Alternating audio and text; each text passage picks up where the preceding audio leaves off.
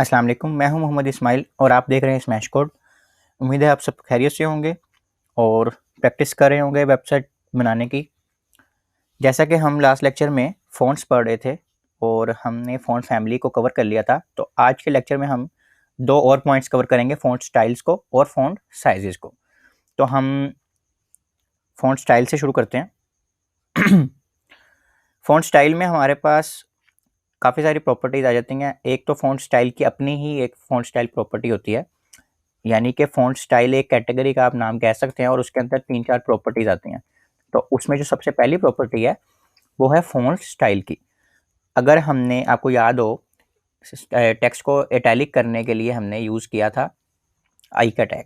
तो आई का टैग हम यूज़ करते थे इटैलिक करने के लिए अपने फ़ॉन्ट को। तो उसी को अगर हमने सीएसएस में करना हो, यानी कि अब हमारे पास इस वक़्त ये सारे सीधे-सीधे टेक्स्ट हैं, ठीक है? अगर हमने इसको टेढ़ा करना है, इटैलिक करना है, तो हम एक प्रॉपर्टी यूज़ करेंगे फ़ॉन्ट स्टाइल की, और उसमें हम कर देंगे इटैलिक। अब हम रिफ्रेश करेंगे तो ये हमारा सारा कुछ इटैलिक हो गया। और अगर किसी इटैलिक चीज़ को हमने नॉर्मल कर देंगे, तो वो क्या हो जाएगी? वो वापस अपनी स्टेट में आ जाएगी। ठीक हो गया? तो हम एचटीएमएल से भी कर सकते हैं, और अगर हमने एचटीएमएल से नहीं करना तो हम इटैलिक से इस तरह भी कर सकते हैं। यानी कि अगर हमने एक वेबसाइट बना लिया और हम उसको स्टाइल करने लगे और हमें लगा कि अब ये इटैलिक होना चाहिए, तो हमें वापस जाके उसको इटैलिक में चेंज करने की ज़रूरत नहीं है, आई के टैग के अंदर रखने की ज़रूरत नहीं है। हम इसको इस तरह भी कर सकते हैं, यानी कि इसको फ़ॉन्ट स्टाइल की प्रॉपर्टी दें और यहाँ से हम क्या कर दें, इटैलिक कर दें, तो ये हमारा स्टाइल चेंज हो जाएगा। उसके बाद है जी हमारे पास इसमें एक ओब्लीक की प्रॉपर्टी है जो कि अब सपोर्ट नहीं करती, तो उसका काम भी इटैलिक वाला ही है, तो हम नॉर्मली इटैलिक ही यूज़ करते हैं। उसके बाद हमारे पास आ जाता है जी फ़ॉन्ट वेट। अच्छा, फ़ॉन्ट वेट से क्या होता है कि हमारा जो फ़ॉन्ट है ना, यानी जो टेक्स्ट लिखा हुआ है, जो ये टेक्स्ट लिखा हुआ है, इसका वज़न कह सकते हैं आप। वेट का मतलब वज़न, तो वो किस तरह का हो। अब जैसे ये वाला फ़ॉन्ट देखें तो ये लाइट सा है, ये वाला देखें तो ज़रा ये बोल्ड सा है। तो उसको अगर हमने चेंज करना हो तो हम बोल्ड का बी का एक टैग यूज़ करते थे एचटीएमएल में। उसकी जगह अगर हमने सीएसएस की प्रॉपर्टी यूज़ करनी हो, आप आहिस्ता-आहिस्ता जब इसको डीप जाएँगे, इस वेब डेवलपमेंट में डीप जाएँगे, तो एक ही काम करने के बहुत सारे तरीके होंगे। आपने वो तरीका चूज़ करना है जिसमें आपको आसानी हो, ठीक है? या जो प्रेफ़रेंस पे हो या जो अच्छी प्रैक्टिस हो। तो हम इसको बोल्ड को बी के टैग से भी कर सकते हैं और फ़ॉन्ट वेट दे के भी कर सकते हैं। जैसे अब फ़ॉन्ट वेट अगर हम दे दें बोल्ड का, तो अब सारा कुछ बोल्ड हो जाएगा, यानी ये सारा नीचे वाला भी बोल्ड हो जाएगा, ठीक है? और अगर हम इसको दे दें लाइट का,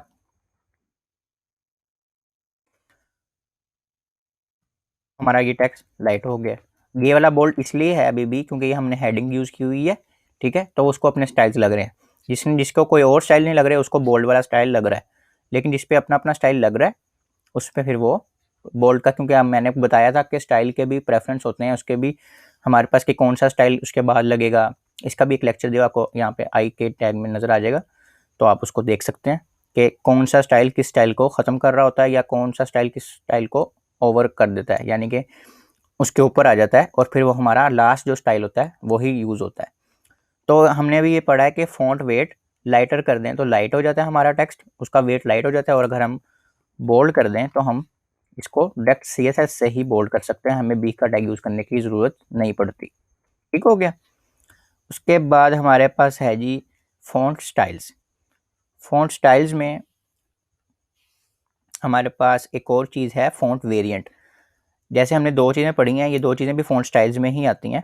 उसके बाद हमारे पास है फ़ॉन्ट वेरिएंट। अब फ़ॉन्ट वेरिएंट क्या करता है, इसमें हमारे पास एक प्रॉपर्टी है स्मॉल कैप्स की। अब अगर आप देखें हमारे पास यहाँ लिखा हुआ है दिस इज़ अ पैराग्राफ, जिसमें से टी से लेके जी तक हर चीज़ स्मॉल में है, ठीक है? और अगर इसमें देखें तो हमारे पास इसमें पहला लफ्ज़ कैपिटल है और बाकी सारा कुछ स्मॉल है, तो अब देखिएगा फ़र्क। अब उसने क्या किया है, उसने सारा कुछ कैपिटल कर दिया, ठीक है? लेकिन उसका जो फ़ॉन्ट है ना, वो छोटा ही है अभी भी। यानी कि टी कैपिटल है अगर यहाँ पे, तो जो एच है वो उससे थोड़ा-सा छोटा है, अगर आप ध्यान से देखें, और आई भी उससे छोटा है, एस भी छोटा है। यानी कि हम कह सकते हैं कि ये लिखा उसने स्मॉल लेटर्स में ही है, लेकिन हैं कैप्स, सारे कैपिटल हैं। लेकिन इसका साइज़ अभी भी उतना ही है जितना हमारी स्मॉल ABC का था, लेकिन उसने लेटर कैपिटल लिखे हुए हैं। तो इसकी कभी कभी हमें ज़रूरत पड़ती है वेबसाइट बनाते हुए, तो उसके लिए हमारी प्रॉपर्टी क्या है, फ़ॉन्ट वेरिएंट स्मॉल कैप्स। और अगर हमने किसी ऐसी चीज़ को दूसरी तरह करना है तो हम उसको नॉर्मल कर देते हैं। उसको हम नॉर्मल कर देंगे तो वापस वो अपनी स्टेट में आ जाएगा। ठीक है, ये वापस अपनी स्टेट में आ गए। अब एच उतना ही है, अपनी स्टेट में आ गया, छोटा भी हो गया। ठीक है, स्मॉल ABC भी यूज़ हो गई है। तो ये इसका काम था। उसके बाद हमारे पास है जी फ़ॉन्ट साइज़। फ़ॉन्ट स्टाइल हमने पढ़ लिए हैं, अब हम पढ़ेंगे फ़ॉन्ट साइज़। फ़ॉन्ट साइज़ में हमारे पास सबसे पहली प्रॉपर्टी ही फ़ॉन्ट साइज़ आ जाती है। तो इसमें ये लिखा हुआ है कि हमारे पास H1 से H6 तक 6 किस्म की हेडिंग्स होती हैं। अगर आपने हेडिंग्स वाला लेक्चर नहीं लिया तो वो ले लें ताकि आपको समझ आए। तो हमारे पास 6 डिफरेंट साइज़ेज़ की हेडिंग होती हैं। हमें जो चाहिए होती है वो हम यूज़ कर लेते हैं, और जब हमें पैराग्राफ चाहिए होता है तो हम पैराग्राफ यूज़ कर लेते हैं। तो अगर हमने फ़ॉन्ट साइज़ देना हो तो हमारे पास ये प्रॉपर्टी होती है, फ़ॉन्ट साइज़। ठीक है, अब इसके अंदर वैल्यूज़ हमने क्या देनी है हम वो पढ़ते हैं। Sets the text to a specific size, does not allow user to change the text size in all browser, bad for accessibility reasons. Absolute size is useful when the physical size of the output is known. अच्छा, वो कह रहे हैं कि अगर तो आपको पता है कि आप सिर्फ डेस्कटॉप के लिए यानी लैपटॉप के लिए ही वेबसाइट बना रहे हैं, तो आप इसको एक एब्सोल्यूट फिक्स साइज दे दें, यानी कि हम इसको दे देते हैं सपोज 12px दे देते हैं। ठीक है, और हम इसको नहीं देते, ये पूरी बॉडी पे लग रहा है टेक्स्ट, तो हम यहाँ पे एक नई हमने क्लास बनाई थी उस दिन,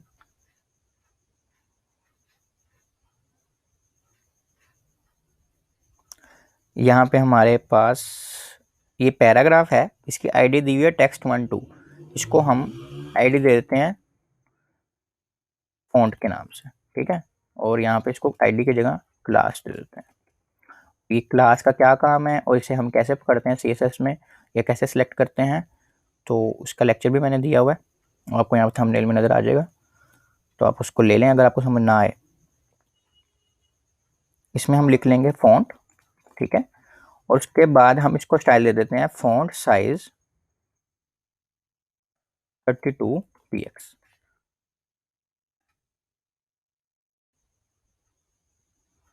ये था जी जिसको हमने अभी स्टाइल दिया है।